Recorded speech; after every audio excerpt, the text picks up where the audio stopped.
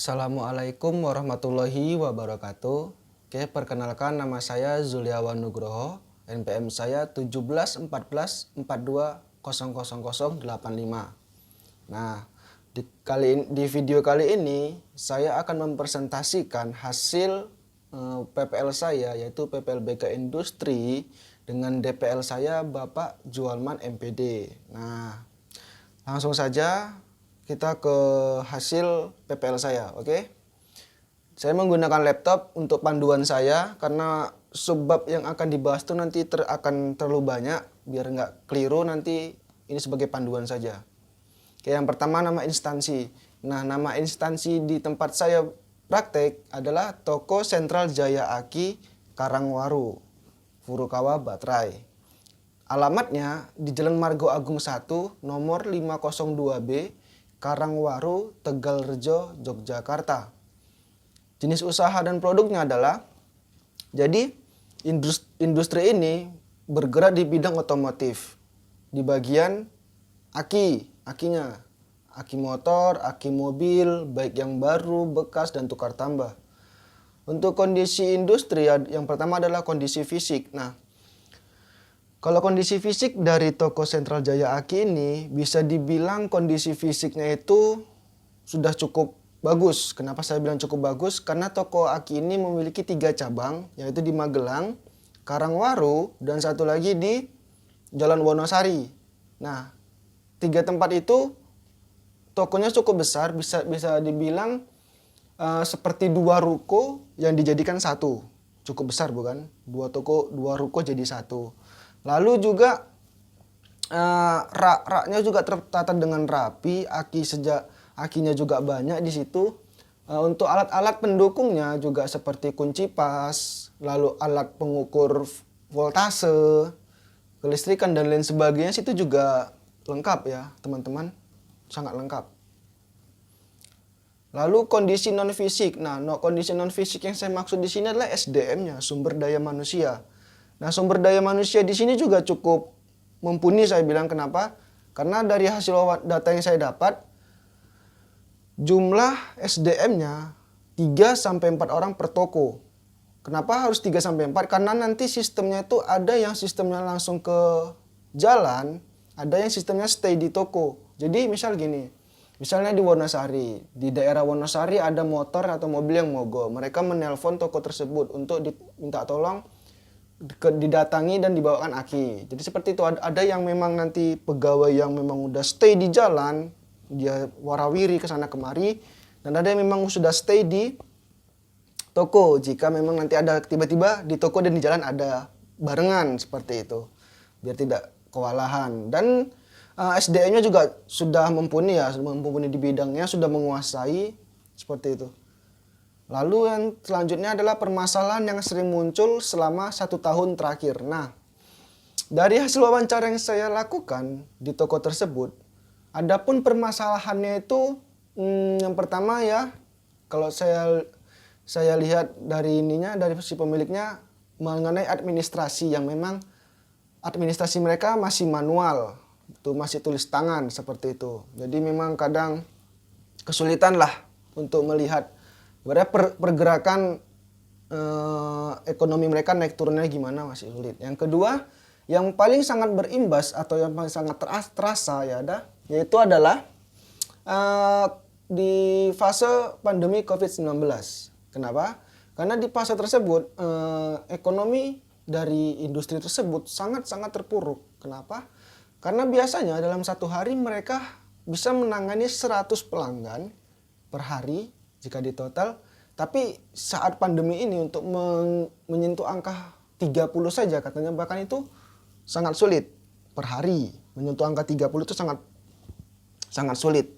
Jadi menyebabkan ekonomi dari si toko tersebut juga sedikit dibilang menurun seperti itu. Lalu solusinya apa yang mereka lakukan?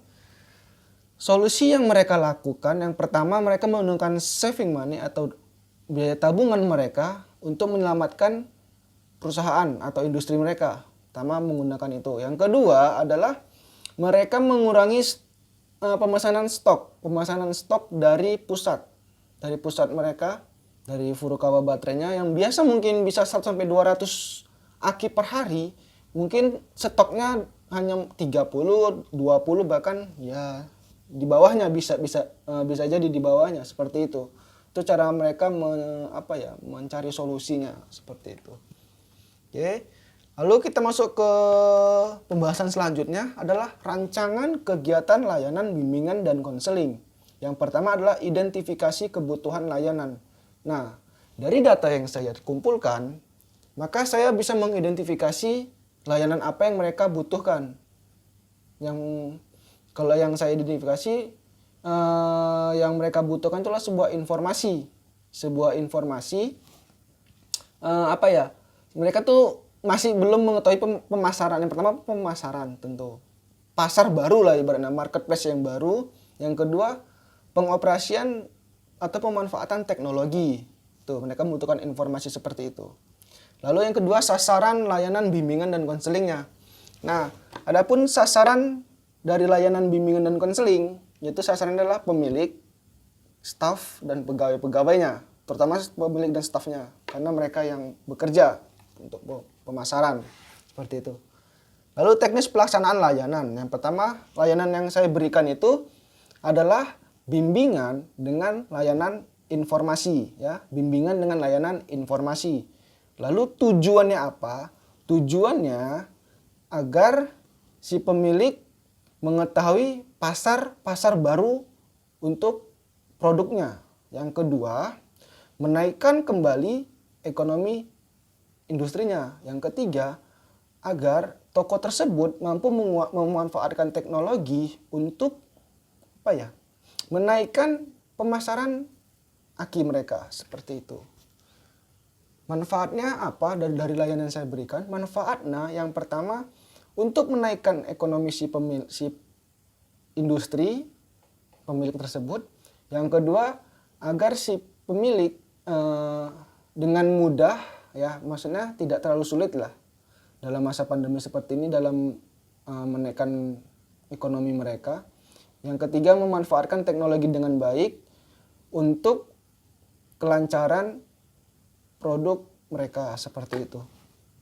Adapun materi yang saya berikan adalah yang pertama mengintip pasar-pasar baru era pandemi COVID-19. Yang kedua, penguasaan IT guna menunjang penjualan aki motor mereka, aki kendaraan, seperti itu. Yang keempat, penguasaan Microsoft Office dalam menunjang administrasi industri. Metode pelaksanaannya gimana? Metode pelaksanaannya yang pertama, saya sudah menyediakan sebuah materi dalam sebuah website, saya berikan kepada mereka, lalu mereka membaca website tersebut, ya, mereka membaca, sambil mereka membaca, saya jelaskan materinya. Contoh misalnya kayak Office, penguasaan Office. Saya berikan materinya, sambil saya jelaskan, lalu saya bukakan sebuah laptop, sambil saya praktekkan bagaimana pengoperasian sebuah Microsoft, contoh Excel, rumus-rumusnya gimana, dan lain sebagainya, itu saya berikan langsung kepada mereka agar mereka cepat mengerti. Lalu kebutuhan dalam pelaksanaan layanan. Nah, adapun kebutuhan-kebutuhan yang saya lakukan dalam melaksanakan layanan adalah yang pertama laptop jelas, kedua HP, yang ketiga kuota internet. Itu hanya 3 itu saja. Lalu keterlibatan pihak lain. Nah, di sini keterlibatan pihak lain itu tidak ada, hanya fokusnya antara saya dengan si pemilik industri tersebut. Lalu yang kedelapan adalah evaluasinya bagaimana. Nah, evaluasi dari layanan yang saya berikan adalah mereka menyambut dengan baik materi yang saya berikan, layanan yang saya berikan menyambut dengan baik. Juga cepat memahami ternyata. Karena memang basicnya sebenarnya sekretaris tersebut sudah mempunyai basic Microsoft, tapi dia tidak mau mengasahnya. Tapi syukur-syukur sudah bisa dia, karena memang sudah ada basicnya, seperti itu. Tapi kalau di kendalanya adalah kendalanya di internet kemarin, karena memang kartu perdana yang saya miliki internetnya kurang stabil di daerah tersebut. Seperti itu. Lalu tindak lanjut dari layanan yang saya berikan adalah tindak lanjutnya itu masih sekedar pemantauan ya teman-teman, karena memang proses layanan yang saya berikan itu masih berjalan, masih mereka lakukan. Layanan informasi yang saya berikan masih mereka lakukan, jadi masih sekedar proses pemantauan apakah ada masalah, apakah ada kendala lagi dan lain sebagainya, seperti itu. Lalu yang keempat, terakhir ada kesimpulan dan saran. Nah, adapun kesimpulan dari PPL kali ini adalah industri tersebut terpuruk akibat adanya pandemi COVID-19. Itu yang menjadi hal utama. Lalu hal lainnya adalah administrasinya yang sedikit berantakan, yang tidak memanfaatkan teknologi, sehingga si pemilik juga tidak bisa memantau secara langsung pergerakan saham mereka naik turunnya bagaimana. Nah, jadi setelah saya memberikan layanan, mereka menyambut dengan baik layanan tersebut, menerima dengan baik, tidak merasa mereka digurui dan lain sebagainya. Dan saat proses itu pun berjalan dengan lancar walaupun sedikit ada kendala di kuota internet, seperti itu. Tapi tetap berjalan dengan baik, tidak ada permasalahan yang serius ya dari pelaksanaan layanan tersebut, karena memang mereka cukup cepat memahami materi-materi yang saya berikan, seperti itu.